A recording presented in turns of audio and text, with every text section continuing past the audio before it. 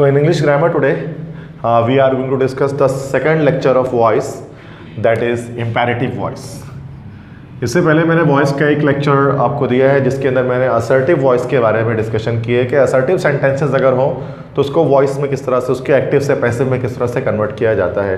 And now we are going to study कि how an imperative sentence is converted from active voice into passive voice. We all know that the sentences can be classified into 5 types. So there are 5 types of sentences: assertive sentence, interrogative sentence, imperative sentence, exclamatory sentence, and operative sentence. So which type of sentences are imperative sentences? So first you have to know about this thing. Okay, what are imperative sentences? These are the second type of sentence जिसको उर्दू में हम कहते हैं हुक्मिया जुमले. And these sentences shows order, request and prohibition. Imperative sentences वो sentences होते हैं जो आपको किसी हुक्म को बताते हैं या कोई इल्तिजा शो करते हैं, कोई दरख्वास्त, या प्रोहिबिशन मतलब किसी काम से रोका जाता है, किसी काम से मना किया जाता है.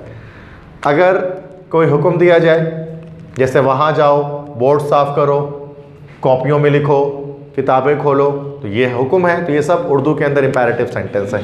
इल्तिजा, बराए मेहरबानी मेरी मदद कीजिए, बराए मेहरबानी मुझे कुछ पैसे दे दीजिए, ठीक है, या बराए करम मेरे पीछे आइए. तो इस तरह से ये सारे के सारे इल्तिजा हैं, ठीक है. और प्रोहिबिशन किससे कहते हैं? जिसमें किसी काम से रोका जाए कि वहाँ मत जाओ, बुरे लड़कों के साथ मत खेलो, दरवाज़ा बंद मत करो, बच्चों को तंग मत करो, शोर मत मचाओ. ये सब किसी काम से रोका जा रहा है, इसको प्रोहिबिशन कहते हैं. सेम इस तरह से उर्दू में जब हम ये कहते हैं तो इंग्लिश में भी हम ये काम कर सकते हैं. ऑर्डर जैसे open the door, close the window. Request जैसे please open the door, please close the window.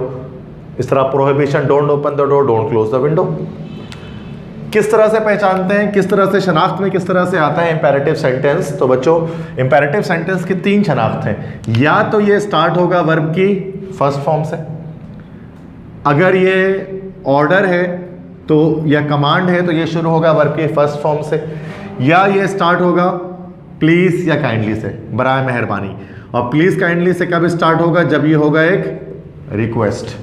और डोंट से भी स्टार्ट हो सकता है. डोंट से कब स्टार्ट होगा? जब ये होगा एक प्रोहिबिशन, जब किसी काम से रोका जाएगा. तो इस तरह के सेंटेंसेस के अंदर सब्जेक्ट नहीं होता. सब्जेक्ट असल में अंडरस्टूड होता है, जो क्या होता है? यू. जैसे अगर कहा जाता है ना ओपन द डोर, तो मैं कहना चाह रहा हूँ यू ओपन द डोर, लेकिन यू हम बोलते नहीं है, तो हम कहते हैं सब्जेक्ट यू अंडरस्टूड है. अंडरस्टूड मतलब इसको लिखने की जरूरत नहीं है. जैसे ओपन द डोर, दरवाज़ा खोलो, तो ये ऑर्डर है. यहाँ पर ओपन क्या है? Open is actually verb first form, और द डोर क्या है? ऑब्जेक्ट. तो जस्ट वर्ब की फर्स्ट फॉर्म और ऑब्जेक्ट, ये आपका ऑर्डर बन गया.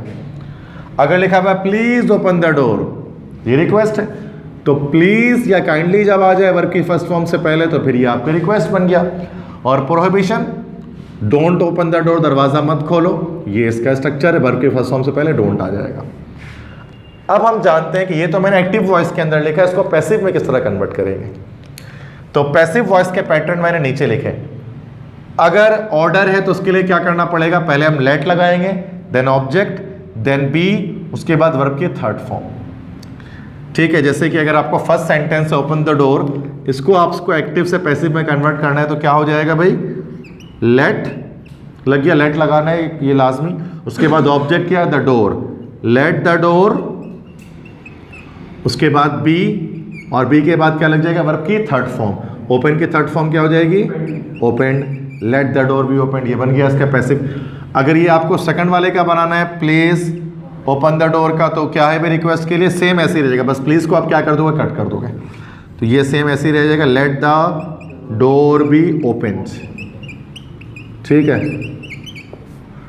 इस तरह से अगर लिखा हुआ डोंट ओपन द डोर, अब आप डोंट ओपन द डोर को 2 तरह से बना सकते हैं. या तो पहला तरीका ये कि डोंट को आप ऐसे ही रहने दें, बाकी कंप्लीट बना दें, don't let the door be open. एक तो ये तरीका भी है, लेकिन ये तरीका इतना ज़्यादा फेमस नहीं है. ज़्यादा फेमस तरीका इस पैटर्न पे, लेट ऑब्जेक्ट नॉट बी, और उसके बाद वर्ब के थर्ड फॉर्म, बी से पहले नॉट लगा दो. मतलब इसको एक और तरह से कैसे बना सकते हैं? Let the door not be open. ये ज़्यादा फेमस है, आपने इस तरह से ज़्यादा देखा होगा कि इस तरह से बनाया जा सकता है, ठीक है. मतलब आपकी मर्जी है, इधर of you can use.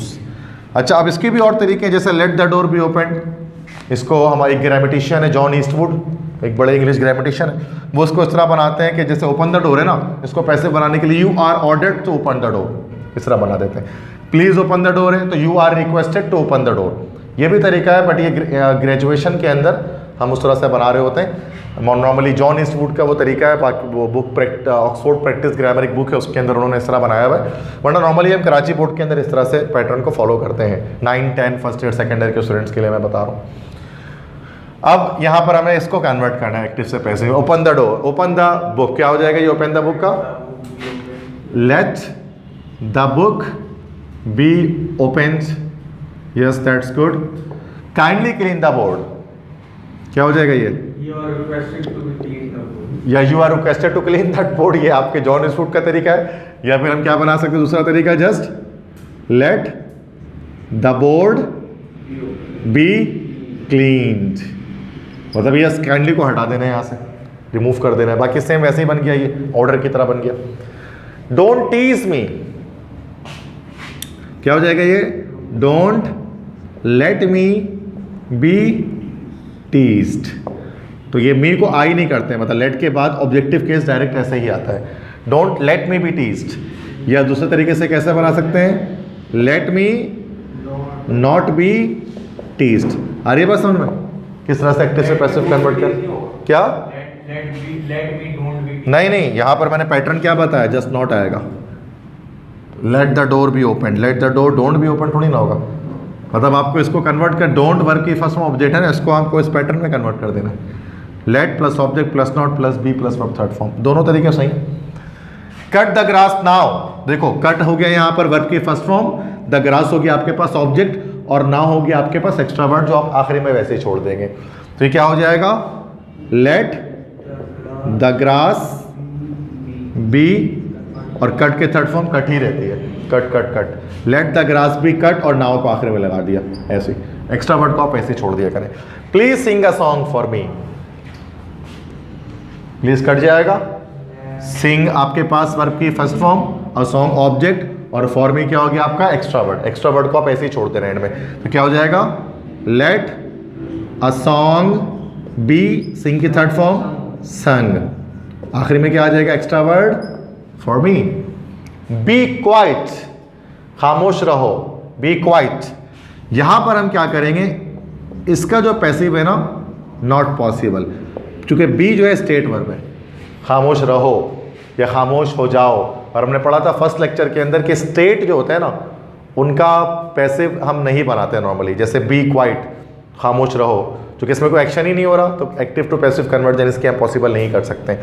Sometimes लेकिन भाई जॉन ईस्टवुड का तरीका है, वो इस तरह से बना सकते हैं, you are ordered to be quiet, तो वो, लेकिन हम उसको फिर मतलब BCom BA BSc graduation level, उसमें हम उस तरह से हम देख रहे होते हैं जॉन ईस्टवुड को फॉलो करते हुए, वरना अब जस्ट नॉट पॉसिबल लिख देते जो कि स्टेट है। Don't play with bad boys, बुरे लड़कों के साथ मत खेलो, तो याद रखना है कि इसको भी नहीं बनाना है नॉट पॉसिबल। अब ये नॉट पॉसिबल क्यों हो गया? क्योंकि हमने पढ़ा था फर्स्ट लेक्चर के अंदर वॉइस में कि इनट्रांजिटिव वर्ब्स अगर आ जाएं तो उसका एक्टिव से पैसिव नहीं बनता, और इनट्रांजिटिव वर्ब्स क्या होते हैं? जब वर्ब के फौरन बाद प्रेपोजिशन आ जाए।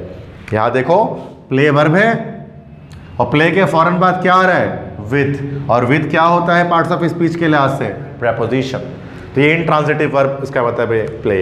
तो इनट्रांजिटिव वर्ब का एक्टिव से पैसिव नहीं बनाते, चाहे वो असर्टिव हो चाहे वो इंपेरेटिव हो। तो don't play with bad boys का नहीं बन सकता।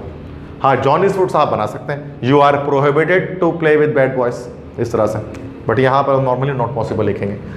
गो टू हेल, गो वर्ब की फर्स्ट फॉर्म और टू क्या आ गया? प्रेपोजिशन। तो जैसे इंट्रांजिटिव वर्ब आ गया तो इसका भी हम एक्टिव से पैसिव नहीं बनाएंगे, तो ये नॉट पॉसिबल हो जाएगा। वो बता देंगे you are supposed to, yes, इस तरह से बना सकते हैं, यू आर सपोज्ड टू करके बना सकते हैं। ठीक है, क्लियर है सब चीज़ें? वो मसला नो इश्यूज।